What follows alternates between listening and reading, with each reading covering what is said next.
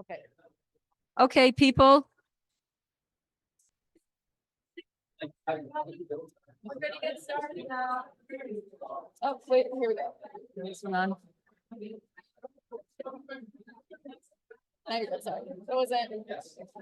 I'll just do this. Okay, everybody. Flip it on. I did turn it on. Yeah, it's on. Okay, okay. People. Woo. Your attention there.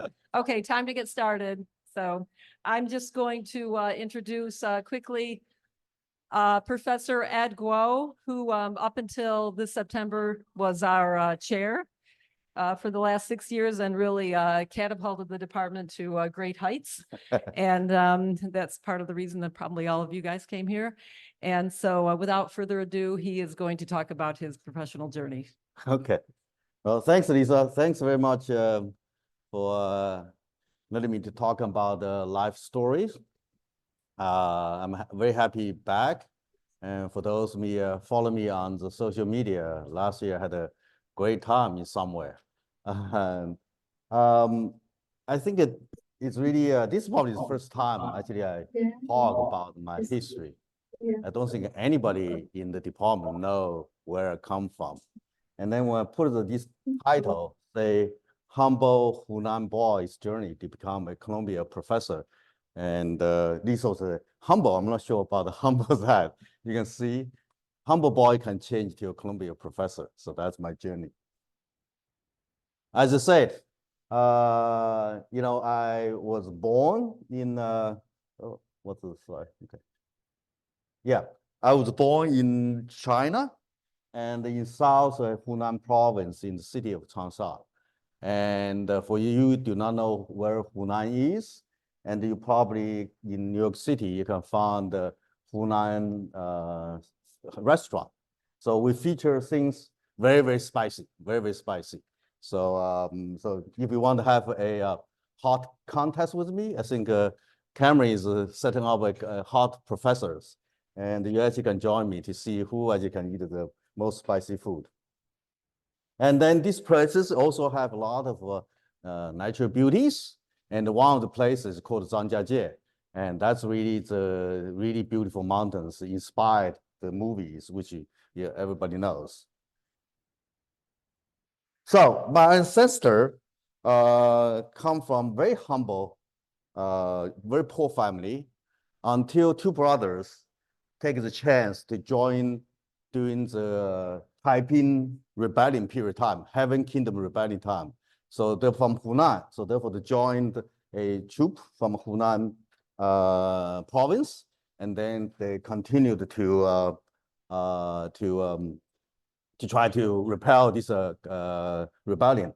So one of the brothers died, and the survived brother become very high in generals. And of course, all the treasures from Taiping rebellion all come my hometown. So nowadays, in my hometown, they can still digging out stuff, treasures from the ground in here. So while we're talking about that, but that's actually have something to do with why I was a humble boy. And then you can see, used to be very, very rich. So this is a Guo garden, famous garden in Changsha, big, big. If you go to Suzhou, it's very famous for these gardens. And the Guo family garden used to be like that big. But unfortunately, during the Japan-China war was burned down during the Second World War II. So it's not there anymore. So I was born just before the Cultural Revolution. And it took me time to find out very, very close pictures, my hometown at that time. So that's called the May 1st Square. And now, when I was born, it was terrible. I'm totally black family. I'm poor. So you can see, I don't know how old. That's probably 4 years old, right? Yes. Smaller. Oh, yeah. Stop my beautiful picture. Yeah, we can't see all the pictures. No, Okay. just hit Oh, that little thing. you hit. Okay. Let's see. Sorry. Yeah. Can we get up there? I don't know. That's the problem with these. Two screens. Yeah. Okay. Maybe Okay. it's not worth it. It's just sort of a nuisance. We can Okay, see all the let- pictures. Oh, well. Let me try. Oh, is it in there? No, that's not in there. Probably. That's not in here. Okay, okay, here. No, it's not here. Oh, well, Oh, wow. it's all right. It's all right. It's all right. So, and then you can see, the picture I was taken, I actually do not have shoes. I don't know why I do not have shoes. Maybe I just enjoy barefoot, but I don't know, but I don't have shoes. And very quickly, it's come into Cultural Revolution. And then this is actually typical for my generation. All the educated families pretty much in one sense of trouble. But for me, it's double trouble for my family. So because of my ancestor, they have a lot of money. So my grandfather from a father's side was the speaker of the council, city council. So therefore, in 1949, immediately he was in jail. So he actually died in jail several years later. And my grandfather from my mother's side is a colonel in Kuomintang's army. So also was arrested and was in prison until 1974. Okay, released 1974. And my dad joined the revolution in 1959-50, joined the Communist Party. But in 1959, he was labeled as a rightist, okay? And so therefore, you can see during the Cultural Revolution, my family's life is big black families in here. So there's also tragic stories when I was 5 years old, but I don't want to really go into. But I have to say is, this is a very similar story for all the professors in all the universities in US in my generation come here. Pretty much have a very similar story, right? The reason I emphasize that is in the past 5 years, the incredible anti-Asian, prejudice and the China initiative is really put a lot of people like me in really deep stress in here, because this is like a, it's really troublesome. I thought I'm American, okay, I'm a U.S. citizen, natural citizen, and then now we have to go through that. I think it's just a lot of people do not have understanding where our loyalty is, right? Our loyalty is in here. So hopefully, if you hear from me and you see some people in the future to fight with the China initiative, hope you can side with me. You can see that's the picture for me, I think on top. And my old son, Robin, when that age, looks exactly like me, because one time he saw the picture, he got himself confused. Said, I don't know those people besides me in here. So thanks really for the great leader in China. His name is Xiaoping Deng. I think a lot of you have learned some history, knows that. It's really, he stopped everything such that now we can have normal life and then we can go to study. So you can see that square in that time. Now, this is probably a couple years ago, that square, that's how much it's progress. And for me, it's also through that period of time, I was able to go to the top high school. And my next journey is go to from Hunan to Beijing. That's actually the first time I take a long road trains to a big city in Beijing. So that's, you can see, it's really limited my experience before that. So I went to Peking University and learned mechanics and fluid mechanics in 1980 and 1984. Got my bachelor degree in there. And then I spent actually 4 years doing graduate studies. 2 years doing graduate studies, study fluid biomechanics. So in the department, if somebody wanted to teach a fluid biomechanics, actually I can teach it. And then I shift to become a doctoral student and was doing biomechanics of spine. But I never got my degrees, I left. So this is you can see I'm very skinny at the time in the college time with my roommates. And then this is not supposed to drink in this beer, but China there's no drinking limit. There's no drinking limit, you can drink anytime you want. And then I think the very important thing I have in Peking University is I met my future wife, which is on the left. And then these couples here, actually, The wife of my advisor, Professor Wang Yi, on the right, is also advisor to my wife. So therefore, it's almost a biomechanics, is a family history. So in 1988, I suddenly decided to come to States to study. So therefore, my journey has taken me from China, Beijing to New York City. 1988, I come to New York City. If you want to know what the New York City looks like, I found a picture. That's roughly what the New York City looks like on the left side in here. So I was in the City College in New York, the next door neighbor, and working with Steve Cowan for, that's very, very annoying.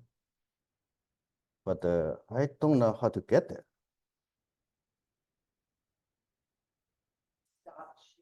Okay. Okay, stop sharing, please. This is, yeah. Start sharing again. Okay, Okay, stop. now I think, okay, now, oops. Stop sharing. Okay, yes. Okay. Okay, yep. And let a professional to take in charge. I think here we be able to like.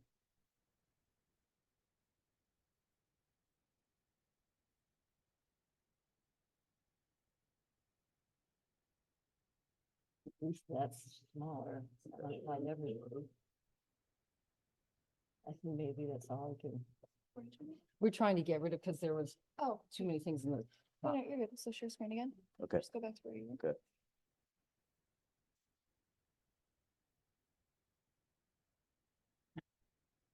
You see here. Oh, that's right. That's Okay, why. that's Ah, what- okay. Thank you. Thanks, Camry.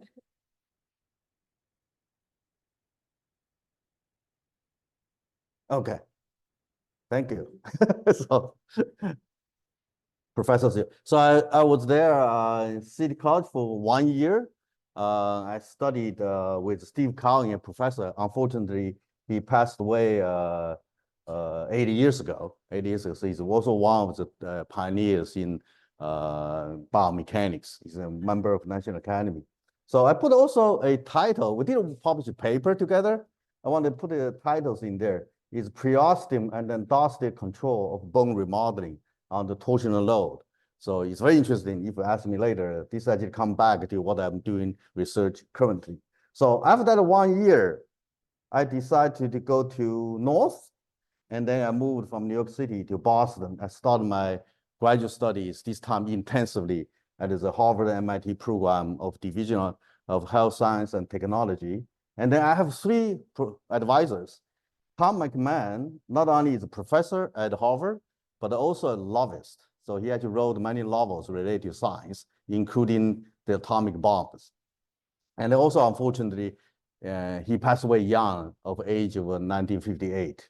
And then working in the Basra Hospital in the laboratory of Wilson Hayes.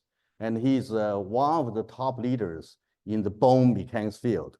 So all the people doing bone mechanics in the country right now is most of them are related to his lineage. Is one way or another related to his lineage in here. And then I also do I was focused on fatigue of trabecular bone, this particular spongy bone. I'm going to touch a little bit on them. And then Laura Gibson is a professor at Civil Engineering Department in MIT. So she advised me to do a modeling here. And then you can see this is a picture that took when I was in graduate school doing experiments in there. And then on the right side, Tony Kimley was a postdoc. And it really helped me a lot during my graduate school time. And later on, he became professor of mechanical engineering at UC Berkeley. So because I was very, very in the graduate school for 4 years in Peking University, 1 year graduate school in City College. So therefore, for me, I really know what I'm doing. So I very quickly graduated in 1993, taking only 4 years to finish. And then I made the journey from Boston to Ann Arbor. And I've have the fortunity to working as a postdoc fellow in 1993 to 1996. And then I learned how to do, at that time, a microcomputer tomography images of bones. And then that time, there's no commercial micro CTs. The micro CT cell is a whole room design. You have the X-ray source, have the stage, have the image intensify, but that's the first one you have in there in the University of Michigan. And Steve retired now at the age of 55. He retired. He had enough. He's right now he plays golf 6 days a week. 6 days a week. So after that, it's really amazing. I decided to come back to New York. Because the time 1989, when I left New York to Boston, I made a vow, say I shall never return. You never know how the life turn twister coming here. So come back to New York, and I was very fortunately our founding chair Wansi Mao found me such that I'm useful. So therefore, I joined the Center of Biomedical Engineering, which is the predecessor of this department in 1996. And I never left. So now it's getting close to 30 years at Columbia. Now, 1996, I started as a assistant professor of in the Department of Biomedical Engineering at the Columbia University here. And I got my degree officially in 1994. And so one thing facing as a junior faculty is you absolutely have no idea whether they're going to make it or not. And absolutely no idea what you should do first. The good thing is you need to ask. So after many years, this is 10 years, 15 years later, I kind of summarize, but that's the question I asked at the time. What to do, how to do it, what to do first. To me, it's really just like an endless bifurcation on the road. You have to make decisions, okay? So therefore, I've taken the famous poet, right? Very, very famous. But you will see there's something behind it, not just like taking the road, right? So the Robert Foster poem, I took the less traveled by, and that had to make all the difference. Indeed, that it is. But that's a cliche, right? How are you making those decisions? But what happened? Why we needed in the research, we need to choose in the road less traveled. Because if you go to the well-traveled road, it's very easy, like this one in here.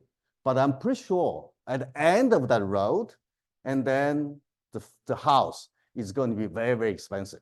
Okay, it's just like a Silicon Valley, we just come back, the house is really not affordable in here.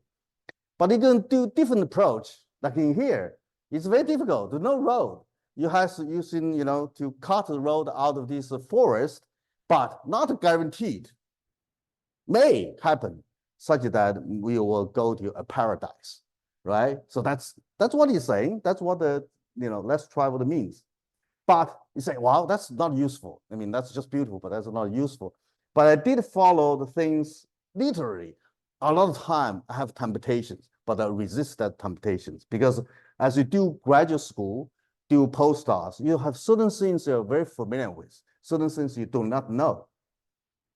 And you're facing projects, facing, papers, whatever. There was easy and hard. So when I say in your life, you're making a choice between the road less traveled, actually it's very simple. Each time you have something, you say, this one is easy, this one is hard to do, and then I will say, taking the hard one, it is worth it. It's actually pretty simple. It's actually pretty simple. Okay, you will face a lot of these kind of choices, easy and hard, right? And then doing certain things will be comfortable and it will be making you uneasy. Right now, every biomedical engineers involved in live animal in cells need to do single cell, okay? Or you may also need to use AI, right? That's going to make a lot of people, old people like me, not comfortable, but you have to do it. So for example, in our lab, we'll have to venture into the second single cells in there. So every time you see that, you're taking the one make you uneasy in your life. You're going to benefit from this choice. And then there are also, you can immediately get a benefit from doing something. And then the certain things in making decision take a little bit long term, and then will have these effects in there, right? So for example, I thought about doing some fatigue of bones, because that's what I did in PhDs. And then nobody else actually let us do it. But I resist that temptation. Don't do it, because I can do it, but that's not going to really benefit my career per se. So therefore, next time you see certain projects, certain things you do, there's a long-term effect, pick the long-term ones here. Because a lot of times if we're choosing a road less traveled, you actually can have a lot of low-hanging fruits in here. Literally, have the foods hanging such that you can grab those apples in here, low-hanging fruits in here. So if you look at the high-hanging fruits in research, means the road much traveled. In general, nothing is important new.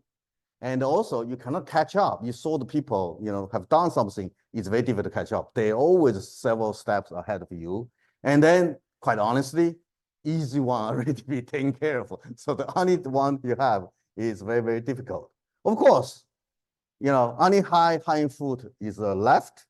And then if you have special skills, I think that's okay, right? If you really, can get those places, I think you go for it. But I'm not that tall, so therefore that's not my advantage here.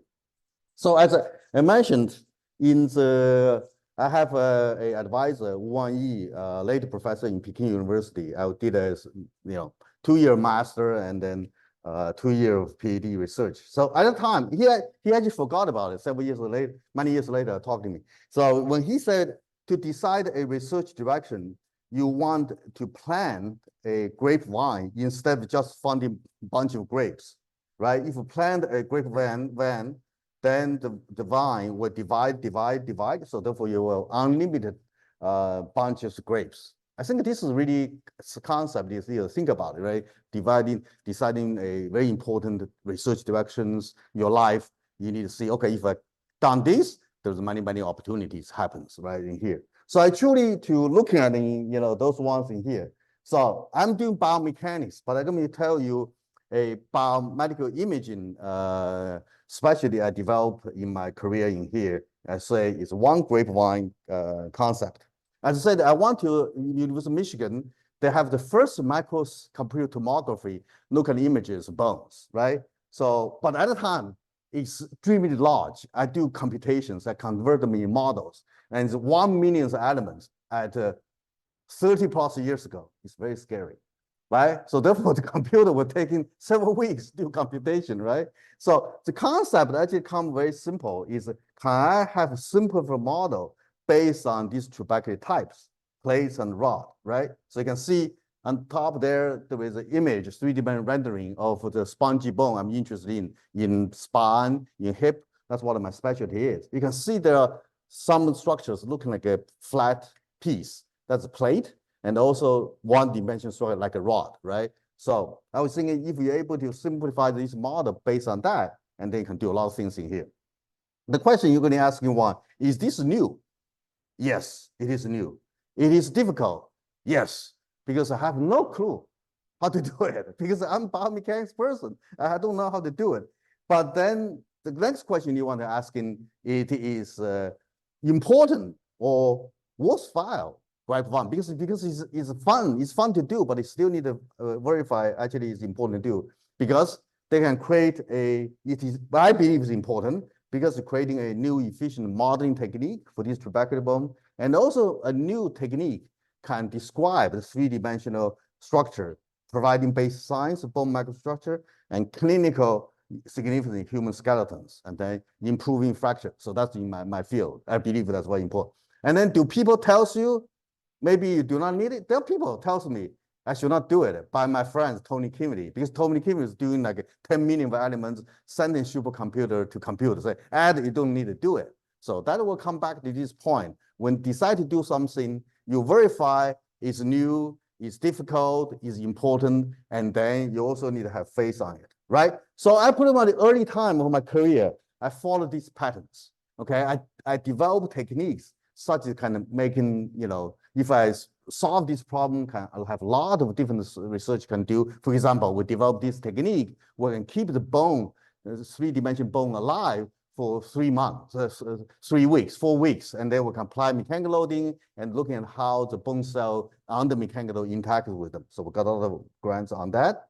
And then also because I studied these particular cells in there, and this bone cell looks at neurons, and also looking a lot of connections. So therefore, I did my first sabbatical one to Boston, did my sabbatical in George Whiteside's lab, learning contact printing because I wanted creating a network of cells, and those also generate a lot of different ideas, right?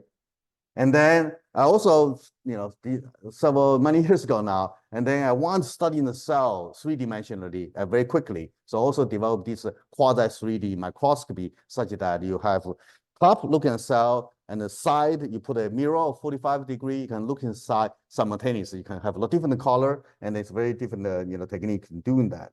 So therefore, to summarize my career, I think there are several key turning points and such that made a humble boy from Hunan actually able become a Columbia professor in here.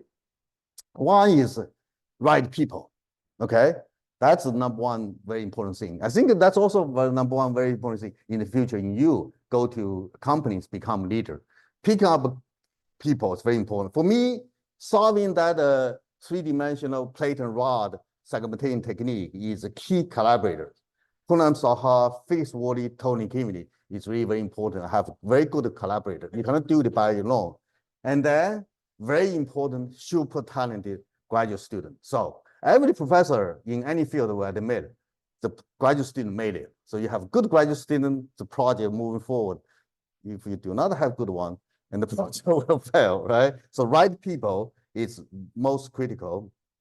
And then as a comeback here, because I'm doing that three-dimensional image analysis, and then my friends, Tony Kimmy, say, you do not need to do it, right? So therefore, you also need to have a interesting combination of unwavering belief of yourself, what you want to do, but you also need to know the brutal reality. So for us, the brutal reality is competition and funding. Okay, research funding is here. So you also need to understand that as well. So it's very, very tricky balance between believe yourself, in the meantime, also understand the, reality here. So that's what, is called this hedgehog concept, right? So do great research or become great, whatever you want to do, right? The three simple things. For me, I simplifies is passion. Okay, for your work, you need to find passion. You need to have passion to love what you do. And the second one is driving to the best of whatever you do. Can be very, very narrow, but you have to have the passion and have the passion to drive in the best. And also funding, reality, brutal reality. So for my three-dimensional imaging technique, because I don't know how to do it, right? In terms of funding situation, I cannot go to NIH for example, asking money.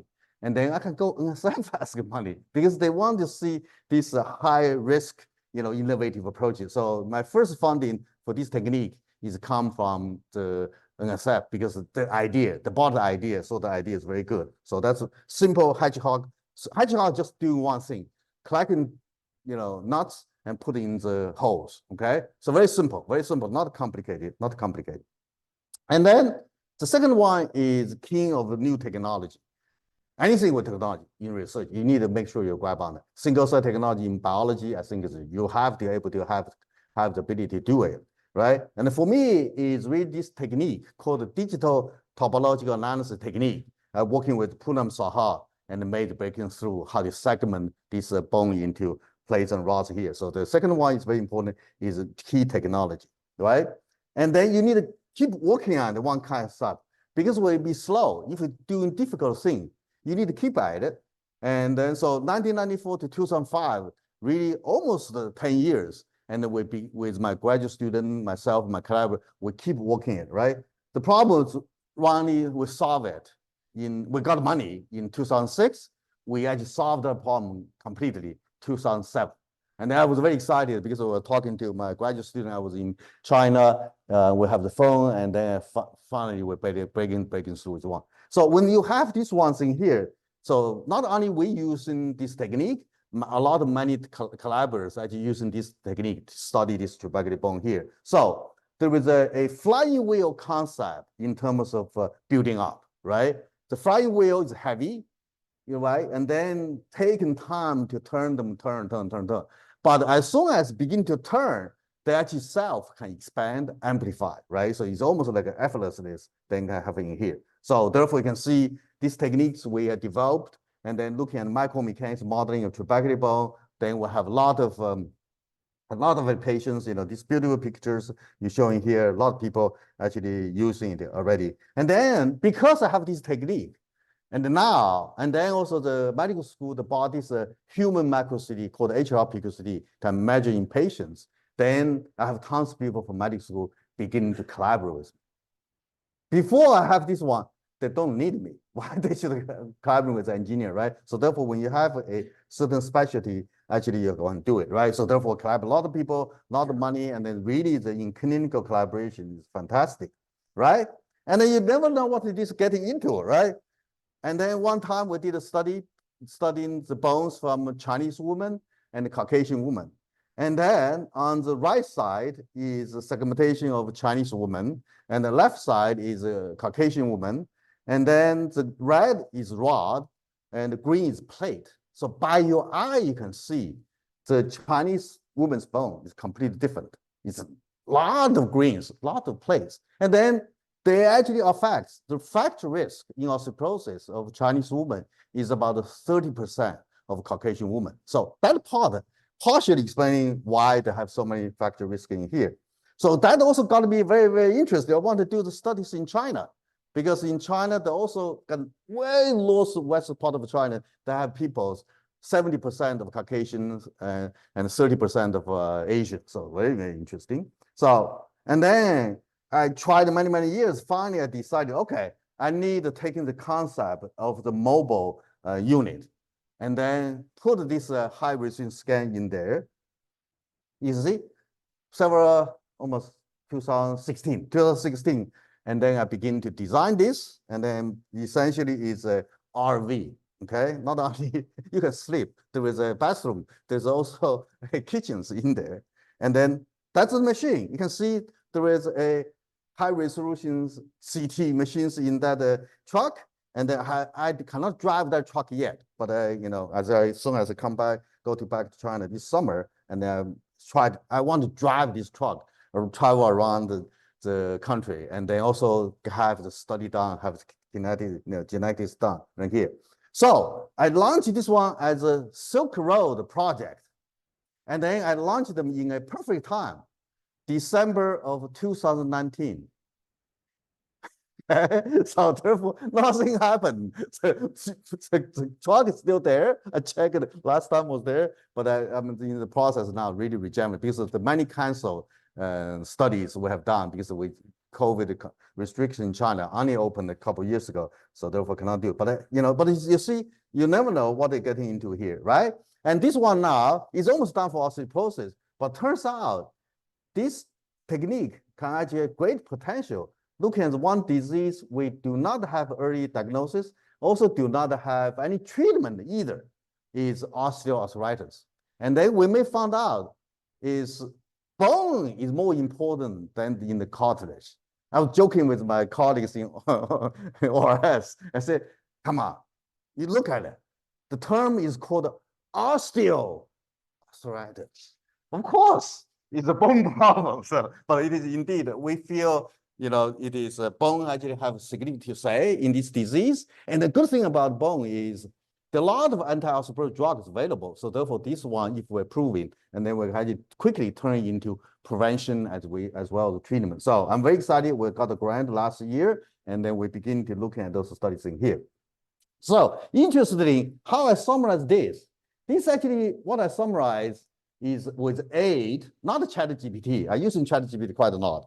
And it's a great book my wife bought. Is a bestseller in business, is by John Collins. So this book,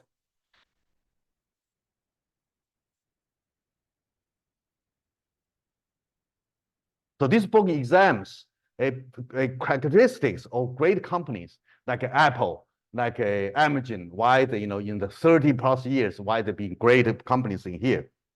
So what they summarize, I borrow them into building a great research teams in here. So you have a level 5 PI explaining what it is, right people, as I mentioned before, and then this disciplined source in terms of brutal facts, hedgehog concept, and disciplined actions, and then the free and real building up and then breaking through. So I read it, I said, wow, this is exactly my journey in academic research. I found out the exact same thing. So that was not surprising. Building great business, building great research actually is very similar, right? So the concept one here, as I mentioned a little bit before, is right people, right? So you have to make sure you have the right student. You know, student have passion, student have passion, have a desire, and go with you. And unfortunately, if they read not what they want to do, and actually you need to make some decision here. But at the end, is the PI is the most important. I call the level 5 PI. It's not the PI in this picture here. Should be creative. Your PI needs to know what the ideas comes from. And it also should be conscientious and it really knows, have passions for understanding those students in here. And then this called Stockdale approach, as I mentioned before, combination of unwavering faith plus brutal honesty. I think, you know, that's a very important concept in here. So what is the Scottsdale concept? Scottsdale is the most high ranking officer, a general, admiral, arrested, not arrested, captured during Vietnam War. So Vietnam War called the Hunan, Hilton, right? A lot of them actually passed away because of brutal treatment in this prison. And then he explaining the two type of people actually do not survive. Actually, the people do not have brutal reality. They're very say, I'm going to get out in Christmas. Christmas come, they're not out. And I'm getting out in New Year. New Year comes, they're not. Then they lost the faith, they begin to want. So therefore, the one survive, have unwavering faith, he will survive, he will get out. But in the meantime, have a very real understanding of brutal reality here. So that's the concept from these famous animals in here, right? As I said, in the hedgehog concept in here is passion. You need to be passionate about what you do, and then you want to be, whatever you do, you want to be the best at the world, what do you do, you exactly do. And then you also need to know where the funding source is, you know how to get the funding here. So these three concepts are very important. And disciplines, I think in the laboratory, I think I have a new student in the audience, but the two other students, they're all graduating, is I have a combination of freedom and responsibility. So if you are very good, very responsible, productive, you have a lot of freedom. I really do not care when you come to the lab, or you don't come to the lab at all, and then you get things done, that's okay. But if you're not productive, and then say, oh, we'll find out, okay, you know, I come to the lab, I don't see you, then you're in trouble, right? So I think the combination of discipline in terms of freedom or responsibility is very important. I think technology is also very important. How the technology accelerating in your what you do is also very important. And as I said, flying wheel, building up through. I think, you know, building up and breaking through, I think that's very important. You have to be patient. You want to do a great studies, great research, you have to be patient. Okay, of course, more important than the research is really, you will need to have a great family. You cannot have a backyard on file. That's definitely is not going to happen in here. So I'm going to end up with some Confucius quote. I found out amazingly appropriate for doing research. So I truly believe Confucius is an ET. Okay, it's not come from this world. If I can read Chinese, you know what it is, right? And then until I mature, understand how important it is. So isn't it pleasurable to practice regularly what you have learned? Important. Practice what you have learned. That's critical. If you learn something new, you need to make it into practice. Okay, if you make it in practice, you make it successful. Okay? One who study the past, gain new knowledge on the past to become master. What is he talking about? This talking about reading the papers in 1980s, 1990s, Okay, so I have discussion with student, when we are graduate student, we actually literally need to go to the library to taking out this big bundle of journals and making Xerox. Nowadays, it's actually pretty easy for you to find paper, right? It's related. I think without understanding literature, you cannot do great research in here. And this is critical important to a lot of students. So knowledge without thoughts leads to confusion. Okay, we learn something, you need a critical thinking about it. Otherwise, the more you learn, the more confused you have. Thought without knowledge is paralysis. That's even more dangerous. You're thinking without the basis of accumulated knowledge. That's really, really dangerous. That's a killer thing here. So anyway, there's many quotes. I actually, when I was focused on my laboratory, each one of them, I asked my student, I think I'm going to restart in my lab now, each student pick up one of the favorite quote and then practice that one, okay? And so if you're able to practice that one once a day, and, many times a week, I think you're definitely going to gain a lot of in here. And including being the chair. I use a lot of those quotes and practice during the past 6 as a chairs in here as well. So I'm very happy to ask a question, answer any questions you have, but I'm going to not explain, but it's just like I'm getting the age, you can guessing which age are. So they're talking about the 30 years old, 40 years old, 50 years old, and 60-year-old. But anyway, thanks very much to share my thoughts, and I'm happy to answer any questions you may have.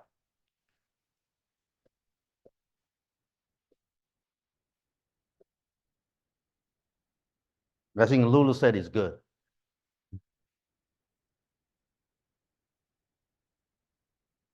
Okay. Questions? Sorry. Okay. Okay, excellent.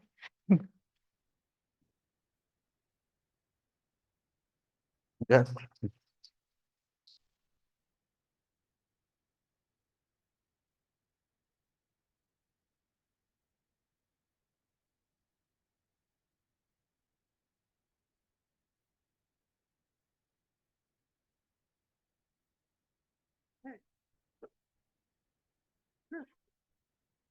That was good. That was very interesting.